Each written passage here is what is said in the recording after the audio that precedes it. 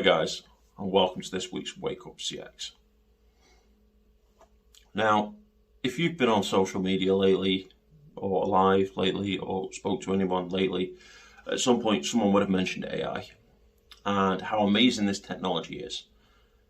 You might have even been told that your job is at risk, especially if you work in customer service, because for some reason we're being targeted as being obsolete by this new technology. Now, on LinkedIn over the last week or two, I've seen a video of a customer service call between a human and a bot.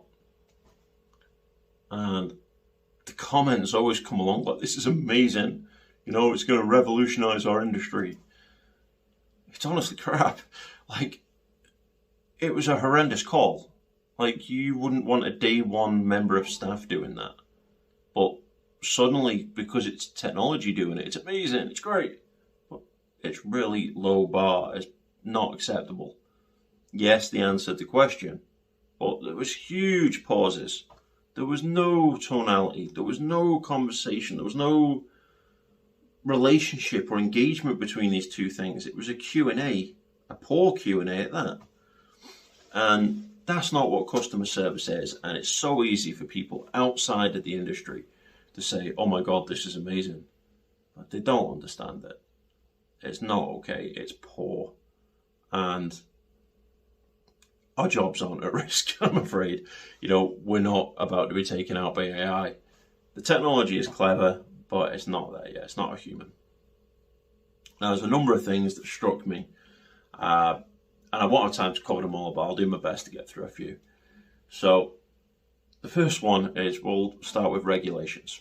Now, AI is improving rapidly, and all the regulatory bodies and governments and all the rest of it are so slow to react. But it's because they know whatever decision they make or whatever regulations they put in is going to now shape the growth of AI. So it's an immense challenge to come up with them. And how do they want to shape it? What do they see AI being? And while they're making these decisions, the technology is still rapidly evolving. So it's going to keep adding a new slant to how they view things. So I don't blame them for taking the time. But in the meantime, we'll just have to go with what's there. So there is at the moment regulation for automated decision making, which basically means technology cannot make a decision that will impact a human without having the ability for human intervention. You'll see this all the time, even if you don't realize it. If you were to apply for finance or a loan and you do it through a website, or if you were to apply for insurance, for example, for your car, and you get your quotes, you can be given a quote, but you must have the ability to speak to a human to challenge the decision or the quote. And the reason is, automated decisions have to allow for human intervention so that they're not profiling and they're not discriminating against you. God, words just don't want to work for me today. Now, that's an important thing, and whether you're looking at automation or AI, the same thing is going to apply. So if you do decide to have an AI-powered caller or call handler, then they are going to need to provide the customer with an option to speak to a human. Now, I imagine one of the requirements will also be that it must announce that it is not a human. So although right now you really wouldn't need that announcement because the voice and the tonality was really poor, and you're going to spot straight away that, this isn't a human I'm speaking to, they must allow that option. So I would expect that the calls will start going by, hi, you're through to whatever company, you're currently speaking to an artificial representative. If you would like to speak to a human, please let me know. Or once you get to the end of the call, if you would like to challenge anything that I've discussed today, please let me know and we can transfer you to a human, or you can contact them on this number or whatever. Something along those lines, not exactly sure what each company will do. But then we have the problem of, what if we have companies that don't inform you that decisions being made by artificial intelligence? Then they're in breach. It means that any contracts that are agreed can be challenged. So if you make a decision to buy a house based on a phone call that you've had with an artificial bot that's giving you artificial interest rates and all the rest of it, you then have the right to pull out of that agreement because you've been misled and because you've not had human interaction because they were in breach.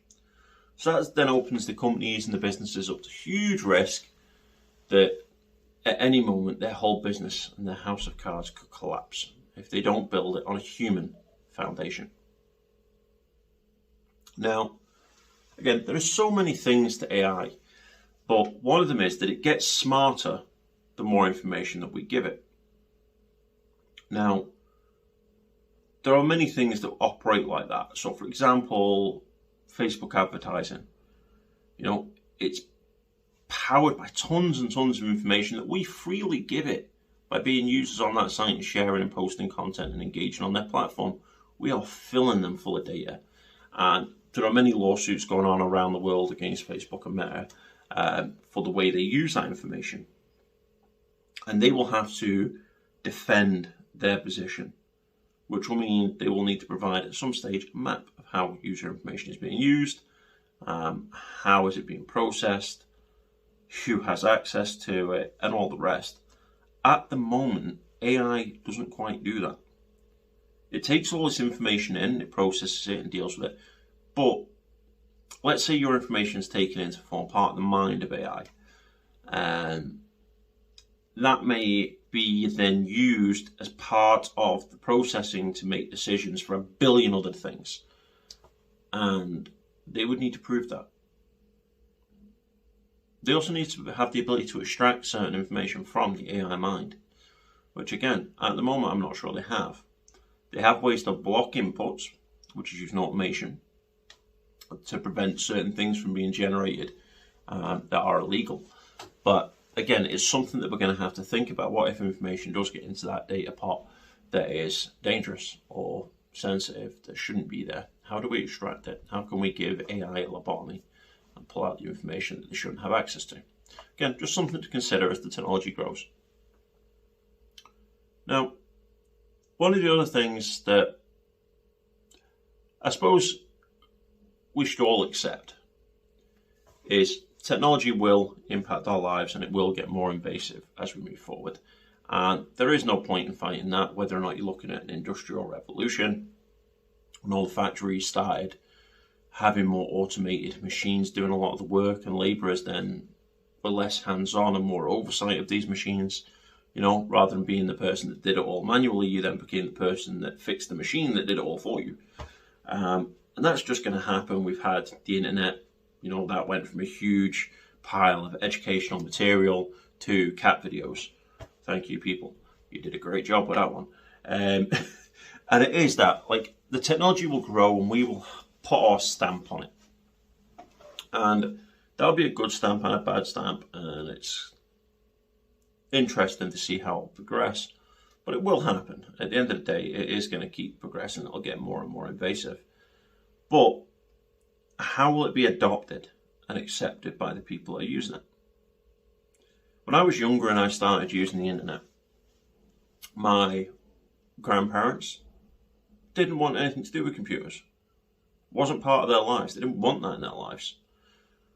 Now, when I was leaving school, I used to type up my mum's university assignments, her medical paperwork and things like that, because she didn't know the technology, whereas I did. As a younger person, I was more involved in it. I used it frequently, probably more than I should have done at the time. And as a result, I built a skill set that she didn't have.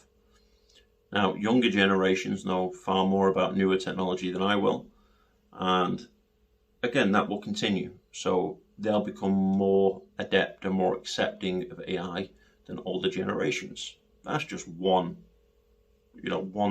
thing that will influence how accepting of it we are. There are millions of things that can influence how we perceive this technology and how accepting of it we are. So yeah, I could have done a lot more on this episode, but I want to try and keep it around the 10-minute mark. Probably going a little bit over this time. But yeah, don't worry, your job is not at risk from AI. If anything, it is being brought in to enhance. So consider what your role may be If you think of the Industrial Revolution, you may be going from the front line, not doing anything, to maybe more overseeing what this machine does.